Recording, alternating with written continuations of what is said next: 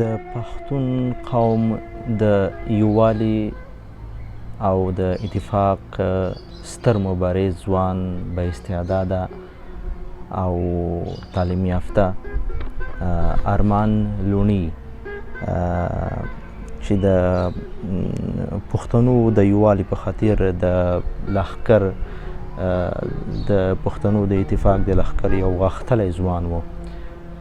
یو هوډمن ځوان و او د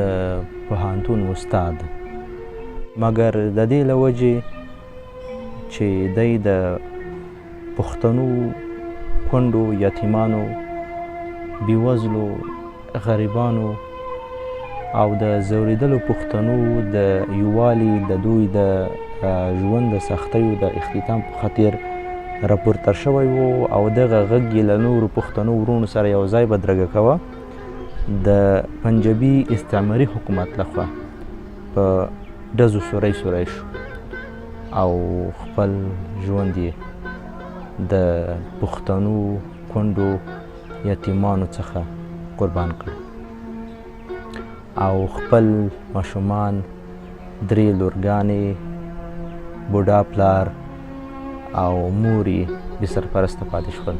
چون دی د خپلې کورنۍ مشری زوی و او په ډېرې سختۍ، په ډېر تکلیف سره د تر ماسټرۍ کچې زده کړې وکړې، خپل ځان یې ورسولو. له دې سره په څنګ کې چې دی تعلیم کوي، د ډېر سخت درانه کارونه هم کول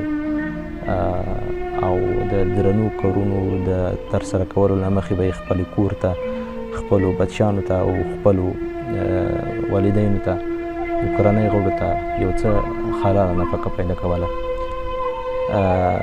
له بده مرغه د فبروري په 2 تاریخ باندې چې نن یې تلین دی شهید کړی شو او هغه هم په دې تور چې د پښتنو د یتیمانو، د بچیانو دپاره، د بېوزلو دپاره، د ورکې شویو خلکو دپاره او د پښتون قوم د یووالي دپاره یې مبارزه کوله. نه دهشتګر و، نه کوم جنګیالی و او نه یې هم نور داسې څه د حکومت خلاف کارونه کړي چې ګواکې دی په هغې باندې مجرم وپېژندل شي او دلته جزا ورکړی شي. لوڼی د ژوند تر اخره پورې د پښتنو د یووالي، د اتفاق، د یتیمانو، د کونډو رنډو، د ورکو شویو پښتنو د حق چیغه د ژوند تر وروستیو سلګیو پورې د په خپل ستوني کې په خپله خوښه بنده نه کړه، بلکې استعماري حکومت ور باندې ظلم وکړ او دی له منځه یووړ او شهید یې کړ. دا چې لوڼی صاحب یو خیاط و، په وړوکوالي کې له 12 ټولګي له 11 ټولګي نیولي تر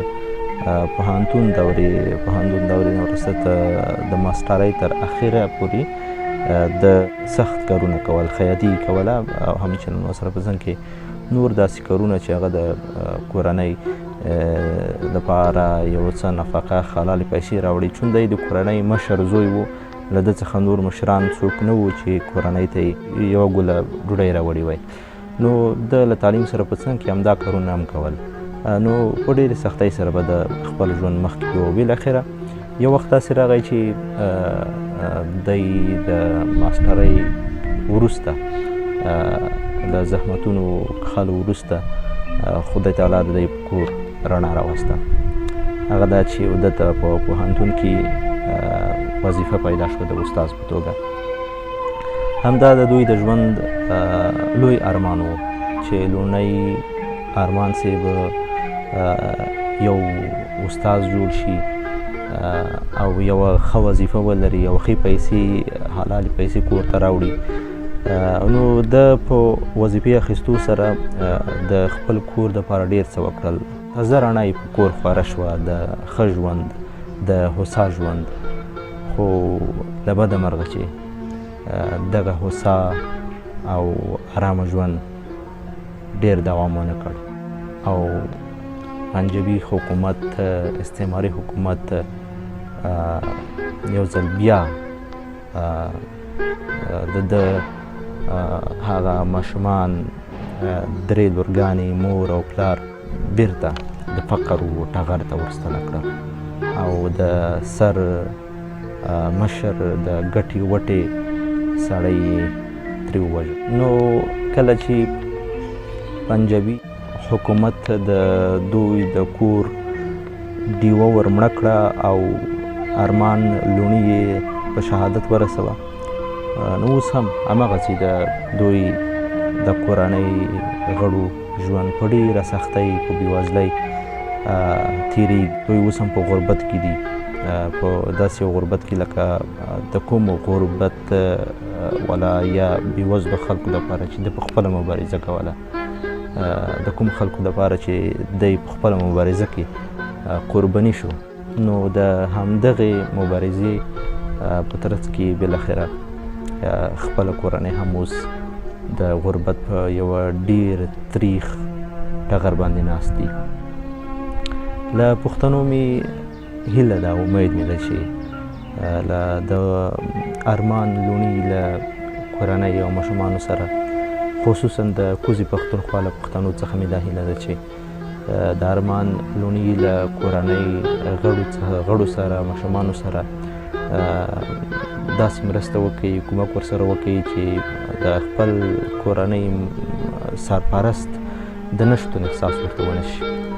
خاصتا ماشومانو ته چې درې لورګانې ډېرې کوچنیانې دي، ماشومانې دي. نو دا ډېر د غم او ډېر د سختۍ د درد ځای ده. نه یوازې دا چې موږ یوازې د لوڼي پېښه لرو په خپلو پښتنو کې، ډېرې په بې حسابه توګه موږ په پښتنو کې داسې پېښې لرو او موږ داسې یا خو ترې خبر نه یو، یا خو ترې خبر یو، هېڅ پوښتنې نه کوو، یا خو دا زموږ په ژوند کې یو عام شی جوړ شوی دی چې هېڅ یې په کیسه کې نه یو. خصوصا د داسې خلکو لکه افغان لوڼي چې د پښتنو دپاره په عامه توګه د ټول قوم دپاره یې قرباني ورکړه، خپل ماشومان یې یتیمان کړل،